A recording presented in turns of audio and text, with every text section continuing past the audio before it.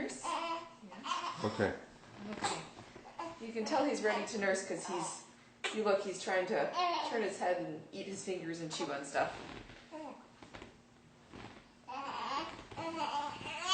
Okay. So, we're going to talk about how to get a good latch today. I'm holding him in the cross cradle position so I can position his head better. And if you look, you tickle the upper lip until he opens his mouth wide. And you always have to get their hands out of the way. Okay, open up. Once he opens his mouth up, you bring the baby to the breast really quickly before they close their mouth again. And if you want to zoom in here to see what a good latch looks like, if you look at his mouth, his upper and his lower lips are both flanged outward. Especially you want to see that on the bottom lip.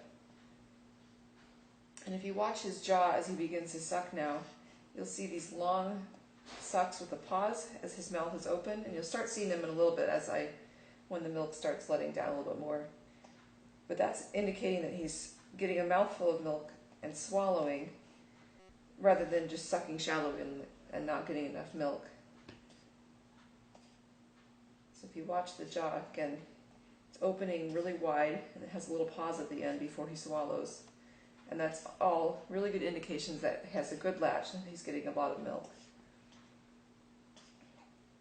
And if you also look too, it's kind of hard to see with the lighting, but when a baby latches on, they should take in very little of the areola or areola with their upper part of their mouth, but the lower part of their mouth should take in quite a bit of the areola.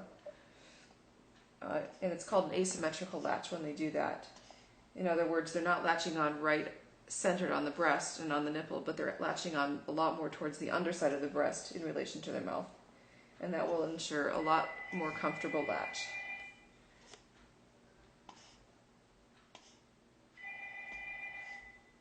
And if you listen, you can hear the pauses and then the swallows as he's gulping down the milk.